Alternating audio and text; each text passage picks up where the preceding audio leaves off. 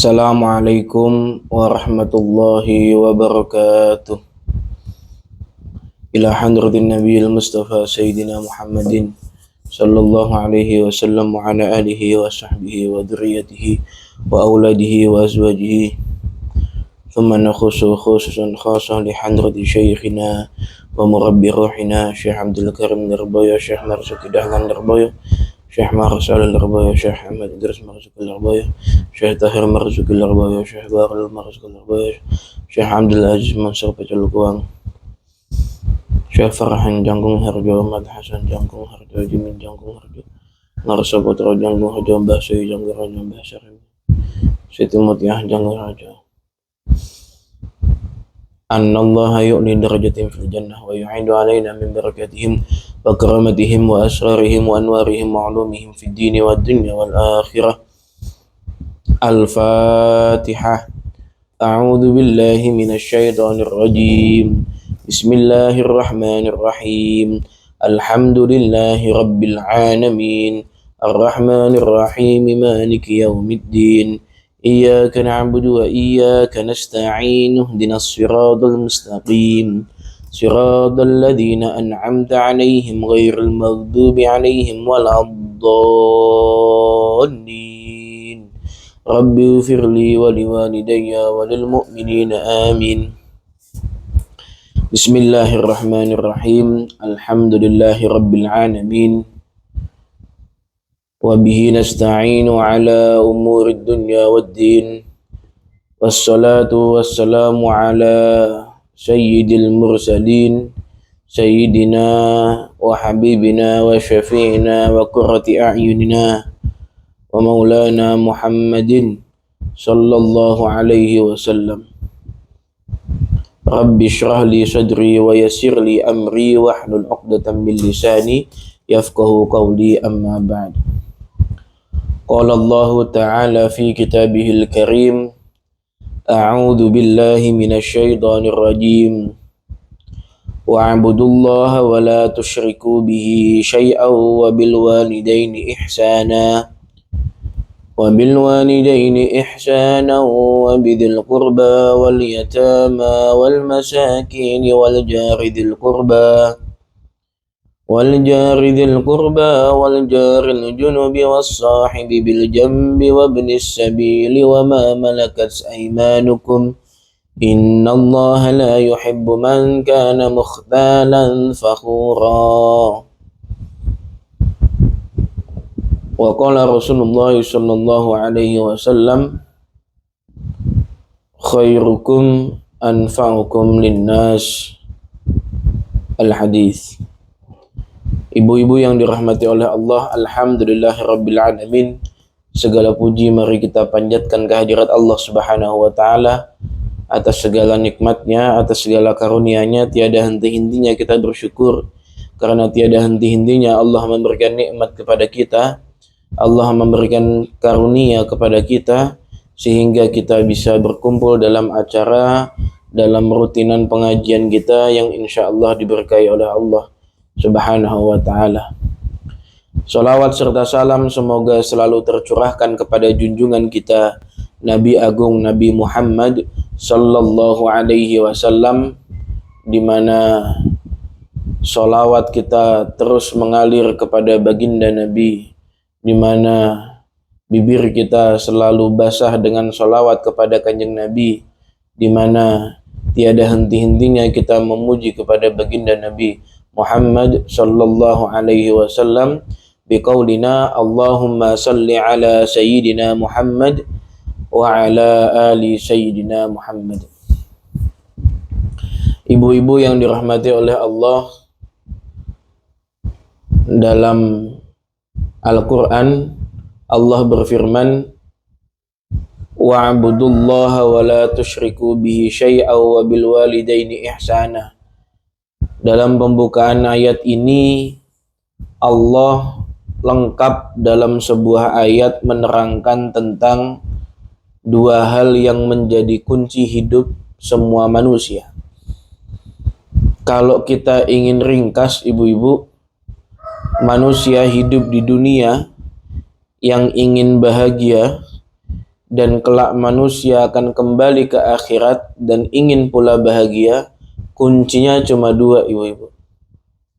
Kuncinya cuma dua. Atau bisa kita bilang kuncinya cuma satu, tapi buat dua hal. Apa itu kuncinya? Berhubungan baik atau memiliki hubungan baik. Memiliki hubungan baik dengan siapa? Memiliki hubungan baik dengan Allah dan memiliki hubungan baik dengan makhluk-makhluknya Allah, terutama manusia. Atau dalam istilah syariat kita mengenal dengan istilah hablum minallah wa hablum minan nas. Dalam ayat yang saya sampaikan tadi, Allah berfirman, wa'budullaha wa la tusyriku bi syai'an. Yang pertama, Allah memberikan petunjuk untuk manusia agar hablum minallah, yakni sembahlah Allah dan jangan sekutukan Allah dengan apapun.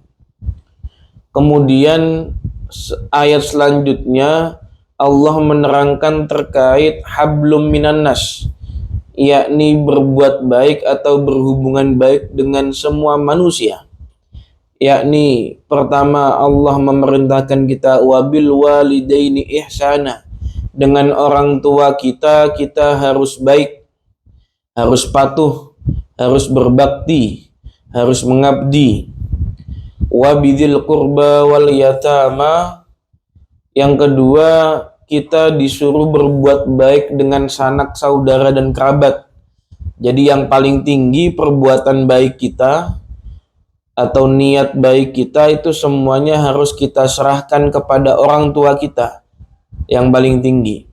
Yang kedua di bawahnya orang tua adalah wabidil qurba, yakni sanak saudara kerabat, adik, kakak, kemudian kerabat, saudara, famili. Kemudian yang selanjutnya adalah wal yatama, anak-anak yatim. Kemudian yang selanjutnya wal masakin, orang-orang miskin. Orang-orang miskin. Kemudian yang selanjutnya adalah wal jaridil qurba wal jaril junubi wasahibi bil jambi. Yang selanjutnya adalah tetangga-tetangga kita, baik yang dekat maupun yang jauh. Kemudian teman-teman sejawat kita. Yang terakhir wabnis sabili wa ma malakat aimanukum, yakni budak atau hamba sahaya. Budak atau hamba sahaya zaman sekarang sudah tidak ada. Kita maknai bahwa kita harus juga berbuat baik dengan orang-orang yang menjadi bawahan kita. Kita kalau punya pembantu, ya kita diperintahkan untuk berbuat baik kepada mereka. Kita punya karyawan bawahannya, kita disuruh berbuat baik kepada mereka. Ibu-ibu yang dirahmati Allah, sebenarnya Islam itu mudah, tergantung dari mana kita memandang Islam tersebut. Tergantung seberapa jauh keinginan kita untuk memahami Islam, untuk mengenal Allah, mengenal Rasulullah, dan menjalankan perintah Allah, dan menjauhi larangan Allah. Cukup mudah ibu-ibu, yaitu tadi dua hal. Kalau kita menjaga hubungan baik dengan Allah sudah, kemudian menjaga hubungan baik dengan manusia sudah, insya Allah selesai hidup kita di dunia dan akhirat. Insya Allah kita bahagia dunia dan akhirat. Nggak ada lagi yang kita pusingin ibu-ibu. Jadi hubungan vertikalnya bagus, hubungan horizontalnya bagus. Sekarang kita kupas satu-satu ibu-ibu. Karena kebanyakan fenomena selama ini adalah terutama tokoh-tokoh publik yang menjadi sorotan atau yang menjadi panutan di publik kita, di negara kita ini, terkadang memberikan sebuah persepsi atau memberikan sebuah pemahaman bahwasanya yang penting kita baik terhadap semua orang, insya Allah hidup kita akan baik dunia dan akhirat. Salah atau tidak? Tidak salah, cuma kurang sempurna ibu-ibu, kurang sempurna. Kita jangan pernah menyalahkan orang lain. Kita katakan kurang sempurna. Kenapa? Karena meskipun kita baik terhadap semua orang, akan tetapi kalau hubungan kita tidak baik dengan Allah, maka bisa jadi di akhir hayat kita wafat dalam keadaan su'ul khotimah, na'udzubillahi min dzalik. Maka ini harus berjalan seimbang antara hablum minan nas dan hablum minallah. kepada orang tua kita baik, kepada sanak saudara famili kita baik, kepada tetangga kita nggak menyakiti, kepada orang-orang miskin kita selalu memberi, kepada bawahan-bawahan kita selalu mengerti. Oke, selesai semua. Insya Allah ibu-ibu yang hadir di sini semuanya nggak punya masalah dengan orang-orang sekitar ya ibu-ibu. Insya Allah kalau masih punya masalah dengan orang-orang sekitar, segera selesaikan ibu-ibu. Segera selesaikan. Entah itu permasalahan sakit hati, entah itu permasalahan kita diomongin, entah itu permasalahan kita yang ngomongin orang. Selesaikan dengan cara apa? Minta maaf ibu-ibu. Kalau sekira ibu-ibu masih punya salah, ingat bahwasanya saya pernah ngomongin orang ini, saya pernah ngegibahin orang ini, saya pernah nyakitin, omongan saya nyelekit banget di depan orang banyak terhadap orang ini. Segera minta maaf. Segera minta maaf. Insya Allah hakul adami itu lebih mudah ketika orang-orangnya masih hidup ibu-ibu. Nanti kalau orang-orang yang sudah meninggal lebih sulit. Maka selama orang-orang yang kita dolimi itu masih hidup, segera kita minta maaf.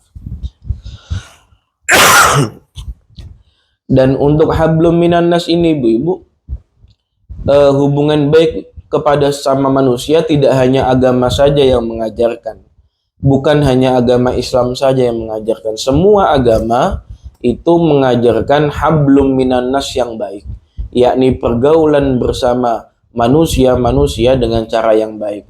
Maka itulah makna dari semua agama itu baik. Semua agama itu baik. Baik dalam artian untuk berhubungan sosial antar sama manusia, semua agama itu mengajarkan kebaikan. Dan tidak harus belajar di agama. Fitrah manusia itu akan mengatakan meskipun dia tidak pernah mengenal agama, fitrah manusia itu akan mengatakan, akan mengajarkan bahwasanya seorang anak harus berbakti kepada orang tua. Seseorang ketika mempunyai sanak famili harus memberikan sesuatu hal yang bermanfaat. Seseorang ketika memiliki tetangga harus diperlakukan dengan baik. Seseorang ketika melihat orang yang miskin kita harus segera membantu, dan yang lain sebagainya. Itu adalah fitrah manusia sudah seperti itu, sehingga tidak perlu diajarkan lagi. Meskipun banyak contoh-contoh dari para ulama, contoh-contoh ini dan itu, tapi saya kira kalau kita sudah sadar terhadap diri kita sendiri, kita sadar terhadap orang tua kita sadar terhadap tetangga-tetangga kita, anak yatim di sekitar kita, insya Allah kita akan memiliki rasa empati terhadap mereka.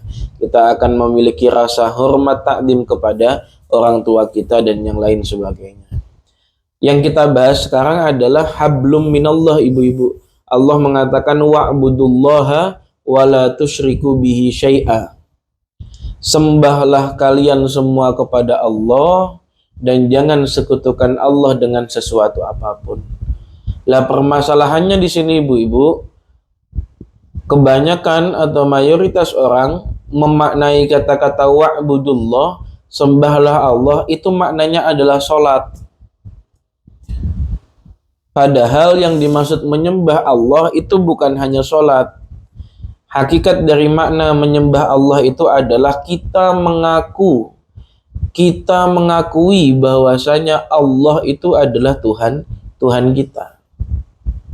Bu, kalau kita mengakui bahwasanya Pak Jokowi itu adalah presiden kita, pastinya kalau seumpama Pak Jokowi perintah kita untuk bikin KTP, kita nurut apa enggak? Nurut. Kalau Pak Jokowi perintahkan kita untuk tidak makan gorengan semisal, kita nurut apa enggak? Tetap nurut. Kalau Pak Jokowi perintah kita pakai bajunya nggak boleh pakai warna hijau, kita nurut enggak? Tetap nurut. Kenapa? Karena kita mengakui beliau adalah presiden kita. Seseorang manusia saja yang kita anggap lebih tinggi daripada kita mau menurut kepada mereka. Lah ini ibu-ibu, makna dari mengakui bahwasanya Allah adalah Tuhan kita. Maknanya apa? Maknanya itu adalah takwa. Takwa yakni melakukan segala perintah Allah dan menjauhi segala larangan Allah. Lah yang Allah perintahkan itu apa aja sih? Yang Allah perintahkan bukan hanya sholat, ibu-ibu. Yang Allah perintahkan itu ya ada sholat, ya ada zakat, ya ada puasa, ya ada wudhu, ya ada menghilangkan najis, ya ada mandi besar, ya ada cebok, dan yang lain sebagainya. Termasuk perintahnya Allah adalah memberikan nama yang baik kepada anak-anak kita, kemudian berkurban, kemudian akikah, dan yang lain sebagainya. Itu adalah perintah-perintah Allah yang harus ditaati. Kemudian larangan-larangan Allah itu bukan hanya berzina, bukan hanya mencuri, bukan hanya membunuh, tapi larangan-larangan Allah itu ada banyak, ibu-ibu, yang harus kita hindari. Apa diantaranya? Yang biasanya sekarang lagi marak, pinjol. Pinjaman online itu haram, ibu-ibu. Tidak boleh kita pinjol. Ataupun sebaliknya, kita yang menjadi pinjol. Pinjol itu kan rentenir. Kita pinjam ke rentenir tidak boleh. Rentenir atau kita jadi rentenirnya juga tidak boleh, ibu-ibu. Atau apalagi kita melakukan sebuah transaksi yang tidak sah dalam Islam. Semisal riba, kita menabung di bank kemudian bunganya kita ambil, itu termasuk riba, tidak diperbolehkan. Jadi hal-hal yang diharamkan oleh Allah, yang dilarang oleh Allah, itu bukan hanya hal-hal yang seperti kita bayangkan, membunuh, zina, mencuri, dan yang lain-lain, tapi juga hal-hal yang kecil yang terkadang luput dari diri kita, hal-hal yang kecil yang Allah larang, kita lakukan. Lah, makanya ibu-ibu, kalau esensi dari beribadah itu adalah bertakwa, yakni menjalankan semua perintah Allah dan menjauhi segala larangan Allah. Dari mana kita bisa menjalankan perintah Allah dan menjauhi larangan Allah? Dengan cara belajar atau ngaji. Kita ngaji sekarang ini, ibu-ibu, tujuannya untuk apa? Untuk mengetahui apa aja sih yang diperintahkan oleh Allah, apa aja sih yang dilarang oleh Allah. Maka selalu dikatakan bahwasanya orang yang berilmu itu lebih baik daripada orang yang beribadah.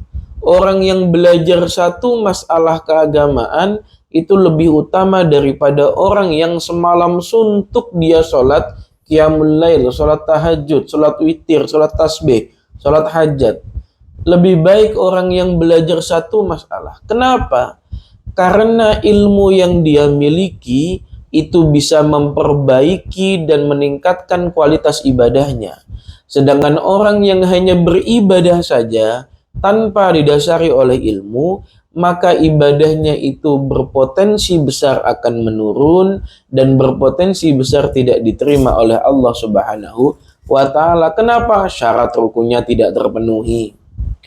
Rajin sholat tiap hari, akan tetapi tata cara pakai mukenanya nggak tahu. Oh, ternyata bagian leher itu wajib ditutup, nggak tahu. Oh, ternyata rambutnya perempuan ketika sholat itu tidak boleh kelihatan. Oh, ternyata bagian tangan yang diperbolehkan untuk terlihat itu hanya telapak tangan dan bagian punggung tangan. Oh, ternyata ketika sujud, telapak kakinya seorang perempuan itu nggak boleh terbuka. Lah, itu kan termasuk syarat rukun dalam beribadah, ibu-ibu, yang menentukan sah dan tidaknya sholat kita. Yang sah saja belum tentu diterima oleh Allah, apalagi ibadah yang tidak sah. Maka fungsi kita mengaji seperti ini adalah untuk mengetahui bagaimana cara beribadah yang benar, atau apa saja yang Allah perintahkan kita untuk dilakukan. Bagaimana cara menghindari hal-hal yang diharamkan oleh Allah. Apa saja sih yang diharamkan oleh Allah? Ya, kita cari tahu di majelis pengajian seperti ini. Makanya majelis taklim atau pengajian itu ada dua model yang kalau bisa saya simpulkan ibu-ibu. Ada dua model. Ada yang sifatnya itu adalah untuk membersihkan hati, yang sifatnya itu untuk menyemangati kita untuk beribadah, menyemangati kita untuk berusaha masuk ke dalam surga menjauhi neraka, menceritakan tentang azab kubur, menceritakan tentang ini dan itu, tentang azab dan yang lain sebagainya. Itu pengajian yang biasanya dilakukan oleh para pendai-pendai, para pendakwah-pendakwah, mengeluarkan dalil Al-Qur'annya begini, dalil hadisnya begini. Yang umum digunakan atau yang umum ada. Cuman yang model kedua, majelis taklim itu sifatnya seperti ini, ibu-ibu, yang sering dilakukan atau dikerjakan di pesantren-pesantren juga, bahwasanya pengajian ilmu atau majelis ilmu itu bukan ceramah, akan tetapi seseorang menyampaikan kaidah-kaidah keislaman, kewajiban-kewajiban dalam Islam, larangan-larangan dalam Islam, syarat rukun wudhu, puasa, sholat, zakat, dan yang lain sebagainya. Kemudian audien mendengarkan dan akan mengamalkannya langsung nanti. Nah, ini ada dua model dalam majelis taklim, ibu-ibu. Lah ini ibu-ibu harus imbang. Harus imbang. Jangan cuma suka untuk dengerin ceramah-ceramah yang di YouTube, yang di acara-acara maulidan semisal, atau di acara-acara pengajian-pengajian umum. Itu bagus, tapi harus seimbang. Jangan cuma seneng dengerin janji-janji Allah tentang surga saja. Jangan hanya senang mendengarkan tentang kita nanti harus menghindari azab kubur yang seperti ini. Kita nanti harus ini, harus ini, harus ini, terkait masalah pembersihan hati. Jangan cuma itu yang disenangi ibu-ibu, tapi kita harus tahu bahwasanya hablum minallah kita juga harus bagus. Bagaimana caranya? Ya ibadah kita harus bagus. Berarti kita harus mengikuti pengajian-pengajian, majelis taklim yang sifatnya pembelajaran. Cara belajar wudhu.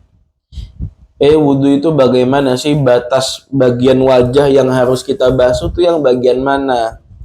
Kadang orang itu kalau basuh wajah itu cuma gini-gini aja ibu-ibu. Padahal untuk membasuh wajah itu dari dari samping pentil kuping ini kanan sampai pentil kuping kiri itu wajib kebasuh semuanya. Kemudian turun ke bawah sampai di bawah dagu ini wajib dibasuh. Kemudian sampai bagian atas tumbuhnya rambut yang paling depan itu wajib terbasuh. Itu wajib terbasuh semuanya. Kemudian bagian pelupuk mata yang dalam, pelupuk mata yang luar itu wajib dibasuh semuanya. Kemudian membasuh tangan, bagaimana membasuh tangan yang benar itu? Karena kalau membasuh tangannya tidak sah, maka wudhunya tidak sah. Kalau wudhunya tidak sah, maka sholatnya tidak sah. Kalau sholatnya tidak sah, maka berpotensi besar tidak diterima oleh Allah Subhanahu wa Ta'ala. Kenapa kok nggak diterima? Ya Allah perintahkan beda kok. Allah perintahkan beda. Bukan seperti itu yang Allah perintahkan, kok kita lakukannya berbeda.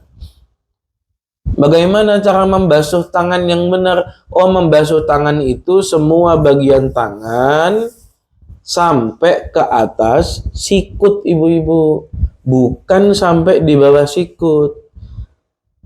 Kadang kita lihat ada orang wudhu pakai baju panjang tapi lipat-lipat cuma nyampe di bawah sikut atau cuma nyampe sikut doang lipatnya. Kemudian membasuhnya cuma sampai di bawah sikut. Itu tidak sah ibu-ibu. Kita harus tahu. Sehingga ketika membasuh tangan maka dibasuh sampai atas sikut ibu-ibu. Sampai atas sikut dibasuh. Kemudian kotoran-kotoran yang ada di kuku itu kita bersihkan. Kemudian yang tangan kiri itu kita basuh. Kemudian setelah itu membasuh atau mengusap kepala. Kalau mengusap kepala insya Allah gampang, semuanya udah bisa. Karena mengusap kepala itu yang penting satu helai rambut di kepala itu terbasuh atau terusap atau basah. Nah, cuma masalahnya buat ibu-ibu yang punya rambut panjang, yang dianggap sah untuk mengusap kepala itu hanyalah rambut yang ada di batas kepala. Semisal rambut ibu-ibu menjuntai sampai belakang, panjangnya 2 meter, kemudian ibu-ibu cuma membasuh bagian yang paling ujung saja, tidak sah.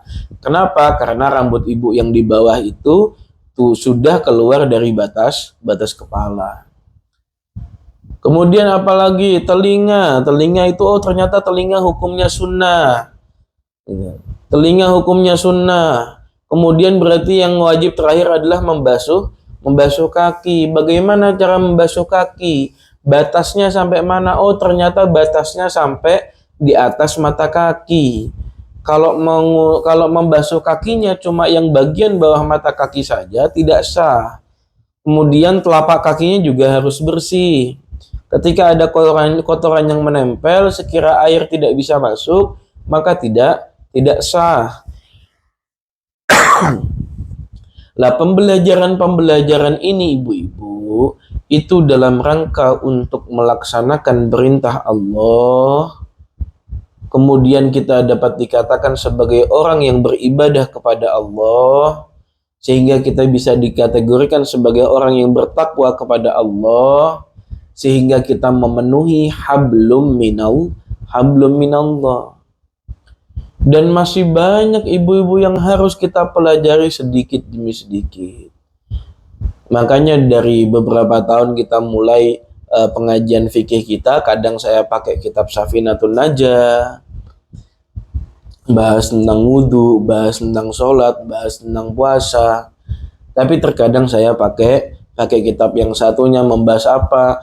Membahas ternyata hukumnya meminjam online itu haram. Ternyata hukumnya hibah atau sodakoh itu hukumnya sunnah. Ternyata kalau kita di acara orang lain atau walimah, nggak boleh makanan-makanan yang kita bawa pulang sebelum dapat izin dari yang punya acara. Lah, itu kita pelajari demi apa ibu-ibu? Demi untuk mencapai kebaikan dari sisi hablum minallah dan hablum minan nas. Ibu-ibu yang dirahmati oleh Allah, maka tidak heran kalau Rasulullah Shallallahu Alaihi Wasallam bersabda, khairukum anfa'ukum linnas. Sebaik-baik kalian itu adalah orang-orang yang paling bermanfaat bagi manusia. Lah, inilah yang sering dipahami terbalik. Akhirnya yang penting saya itu bermanfaat buat orang banyak. Yang penting bermanfaat buat orang banyak. Sering sedekah tiap hari tapi nggak sholat. Nah, berbuat baik kepada tetangga-tetangganya karena dia sukses, akhirnya ngebantu tetangganya semuanya buat jadi sukses juga, tapi ternyata nggak pernah sholat, nggak pernah puasa, atau sholat tapi sholatnya bolong. Kadang aslinya sehari itu 5 waktu cuma menjadi 3 waktu, cuma menjadi 2 waktu. Lah, hal ini yang kurang ibu-ibu. Ini yang harus dipahami bahwasanya kalau kita ingin selamat dunia dan akhirat, kuncinya itu ada 2, bukan cuma 1, yakni hubungan kita baik kepada manusia dan juga hubungan kita itu harus baik kepada Allah. Maka ayo kita ketika ada pengajian apapun itu kita ikuti. Ketika ada paparan terkait keagamaan kita ikuti. Silahkan ibu-ibu mau belajar mau mendengarkan ceramah-ceramah di YouTube, silahkan.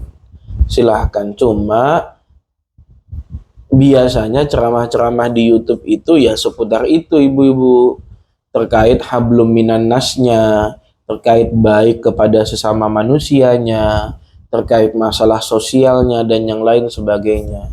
Cuma yang tidak kalah penting yaitu tadi, yakni hablum minallahnya juga harus baik. Terutama ibu-ibu terkait hal-hal yang Allah larang. Ini harus benar-benar kita pelajari. Bahkan dikatakan dalam sebuah riwayat, seseorang tidak boleh melakukan sesuatu hal atau masuk ke dalam sebuah perkara sebelum ia tahu bagaimana hukumnya perkara tersebut. Misal ada fenomena bisnis terkait masalah trading forex. Kalau belum tahu bagaimana hukumnya melakukan bisnis trading forex, maka ya tidak boleh kita melakukannya, ibu-ibu. Kita harus bertanya dulu kepada orang yang berilmu. Kita harus bertanya dulu kepada orang yang ahli agama. Bagaimana sih hukumnya trading forex?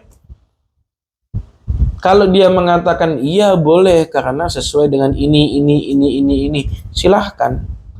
Tapi kalau tidak boleh, ya jangan. Kalau tidak tahu, ya jangan. Ya jangan. Kenapa? Ya karena kita dilarang untuk memasuki sesuatu hal yang kita tidak tahu hukumnya. Kita tidak tahu hukumnya. Maka ibu-ibu, ayo saya mengajak diri saya sendiri dan mengajak ibu-ibu semuanya untuk setiap pulang dari majelis taklim seperti ini, seperti hari Ahad ini, bahwa apa yang sudah kita dapatkan di setiap pengajian itu kita amalkan sedikit demi sedikit, ibu-ibu. Kemarin Pak Ustadz ceramah terkait masalah jangan suka protes. Ya ayo kita amalkan, kita lakuin. Kita berusaha dikit demi dikit. Yang biasanya nyuruh anaknya kerjanya kagak bener protes, cobalah nyuruh anak, kemudian ternyata anaknya nggak beres kerjanya, kemudian kita nggak protes, bisa nggak? Kita bisa menahan rasa ingin protes kita atau tidak? Atau coba yang paling enak buat ibu-ibu ya, kalau seumpama ke pasar beli bawang merah sekilo 30.000, abangnya bilang, bang berapa bawang merah sekilo 30.000, bisa nggak sekali aja nggak nawar? Bisa nggak sekali aja nggak nawar? Padahal duit kita lagi kepepet, kemudian kita nggak nawar dengan niat apa? Dengan niat melatih hawa nafsu kita tidak suka untuk bertentangan dengan orang lain. Diniatin sedekah, diniatin ngasih kebahagiaan sama yang jual.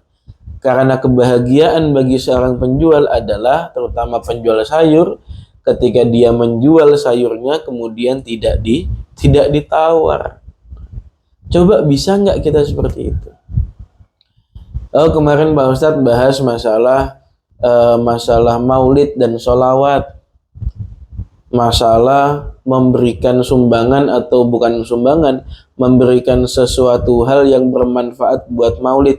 Bisa nggak kita amalin? Di sekitar daerah kita ada maulid, kita berapa sumbangsih kita? Apa yang kita berikan untuk acara maulid di sekitar kita? Seberapa besar ikhlas kita? Itu diamalkan satu persatu. Hari ini Pak Ustadz bercerita atau ceramah masalah wudhu, tata caranya wudhu. Ternyata wudhu itu bagian wajah itu harus terbasuh semuanya, mulai dari atas, bawah, kanan, kiri, kemudian pelupuk mata dalam, pelupuk mata luar. Nanti ketika ibu-ibu sholat duhur, coba ibu-ibu ketika buka keran, diingat-ingat kata-kata saya. Caranya wudhu, kata Pak Ustadz, itu membasuh wajah mulai dari ubun-ubun atas, bukan ubun-ubun, mulai dari jidat yang paling atas yang jadi batas rambut sampai bawah di bawah dagu, kemudian pentil kuping kanan sampai pentil kuping kiri semuanya terbasuh, kemudian bagian mata, pelupuk dalam, pelupuk luar dibasuh semuanya. Sambil diingat-ingat, sekali, dua kali, tiga kali diingat-ingat, keempat kalinya nggak usah ingat-ingat, udah terbiasa sendiri cara wudhunya seperti itu. Ternyata dalam wudhu itu tidak boleh ada sesuatu yang menghalangi air masuk ke dalam kulit, ibu-ibu. Berarti kalau semisal tangan kita itu dibuat coret-coret anak kita yang masih kecil ternyata megang pulpen atau megang tip X, pegang tip X-nya dicocolin ke tangan kita, akhirnya kita punya bercak putih yang menghalangi air masuk ke dalam tubuh. Ya ingat-ingatlah kata saya bahwasanya itu tidak sah digunakan untuk berwudu. Bagaimana caranya? Ya dikerok dulu. Satu persatu kita lakukan apa yang telah Allah berikan ilmu kepada kita, maka insya Allah akan Allah tambah terus pengetahuan kita. Akan Allah tingkatkan kualitas ibadah kita. Akan Allah tingkatkan potensi diterimanya amal kita. Maka ayo kita terus perbarui amaliyah ibadah kita. Kita introspeksi, apa sih hubungan saya dengan Allah ini sebenarnya sedang baik atau tidak sih? Saya sering tidak terima dengan takdirnya Allah apa enggak sih? Apakah perintah-perintah Allah sudah selesai saya kerjakan dengan sempurna atau belum sih? Saya kalau puasa saya itu udah sempurna atau belum sih? Apakah hanya sekedar menunda lapar atau bisa menyempurnakan akhlak kita terhadap orang lain sih? Itu kita introspeksi tiap hari, maka insya Allah kualitas ibadah kita akan ditambah oleh Allah Subhanahu wa Ta'ala. Dan sering saya katakan bahwasanya salah satu untuk menambahkan atau meningkatkan kualitas ibadah kita adalah dengan cara melakukan kesunahan-kesunahan yang sangat Allah anjurkan. Apa diantaranya? Ya yang sering ibu-ibu lakukan tiap subuh di pengajian. Apa itu? Sholat subuh berjamaah. Berjamaah memang tidak wajib, hukumnya sunnah. Tapi dari kesunahan-kesunahan itulah akhirnya kita bisa meningkatkan kualitas ibadah kita. Kita akhirnya bisa menyempurnakan ibadah-ibadah kita yang kurang. Bermula dari hal-hal yang sunnah itu, ibu-ibu.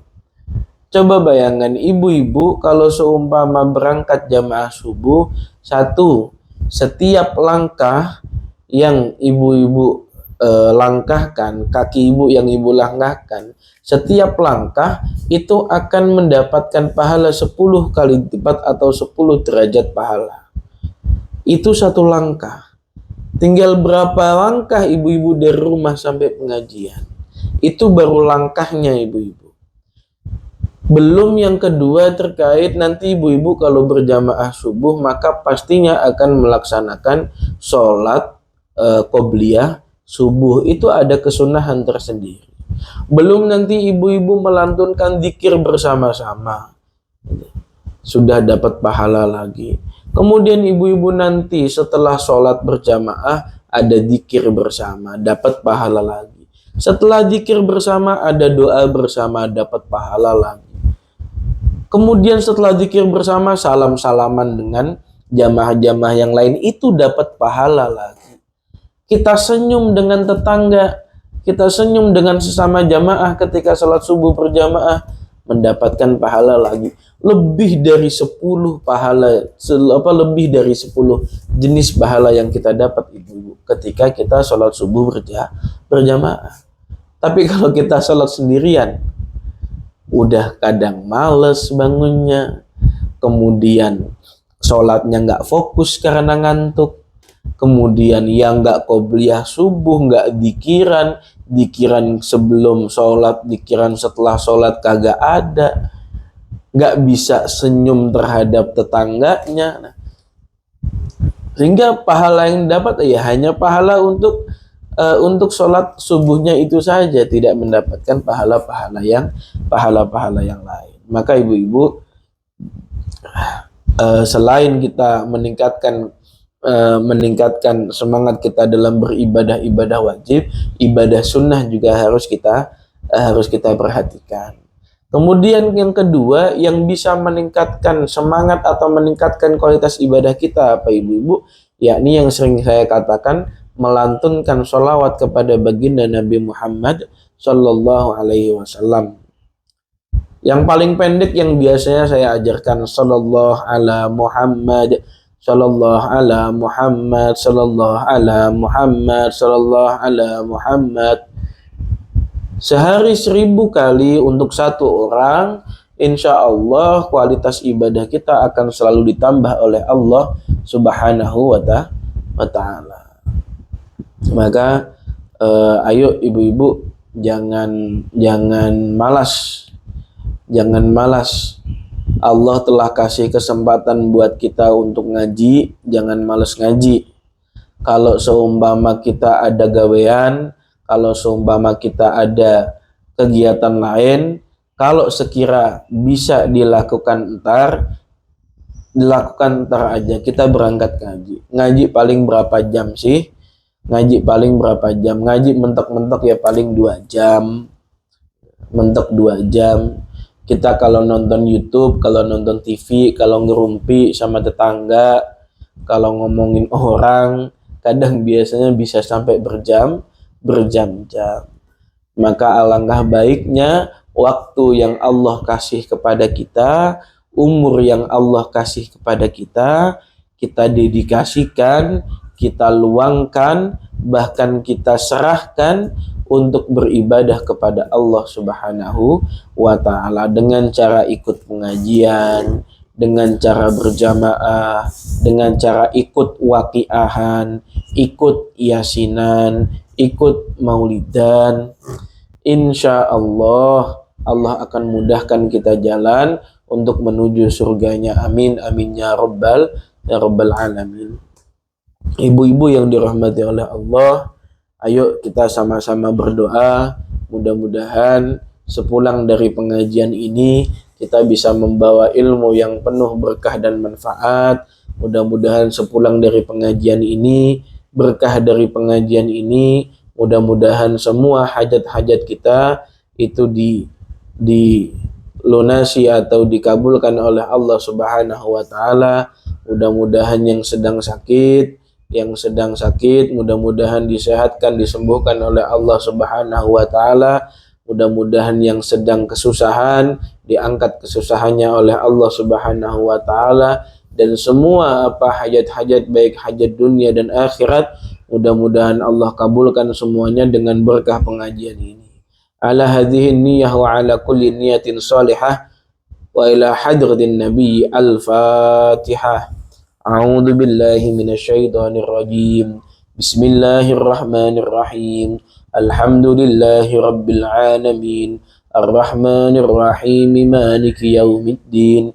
Iyyaka na'budu wa iyyaka nasta'in. Ihdinas siratal mustaqim. Siratal ladzina an'amta 'alaihim ghairil maghdubi 'alaihim waladdallin. Amin. Bismillahirrahmanirrahim. Alhamdulillahi rabbil alamin. Hamdan yuafi ni'amahu wa yukafi mazidah. Ya Rabbana lakal hamdu wa lakal syukru kama yanbaghi li jalali wajhikal karimi wa 'azimi sultanik. Allahumma salli ala sayyidina Muhammadin tibbil qulubi wa dawaiha wa 'afiyatil abdani wa shifaiha wa nuril absari wa diyaiha wa ala alihi wa sahbihi wa sallim. Allahumma ighfir lana dhunubana wa liwalidayna warhamhuma kama rabbayana shighara. Rabbana dhalamna anfusana wa illam taghfir lana wa tarhamna lanakunanna minal khasirin. Rabbana hab lana min azwajina wa dhurriyyatina qurrata a'yun waj'alna lil muttaqina imama. Rabbana atina fid dunya hasanah wa fil akhirati hasanah wa qina adzaban nar. Wa sallallahu ala sayyidina Muhammadin nabiyil ummi wa ala alihi wa sahbihi wasallam.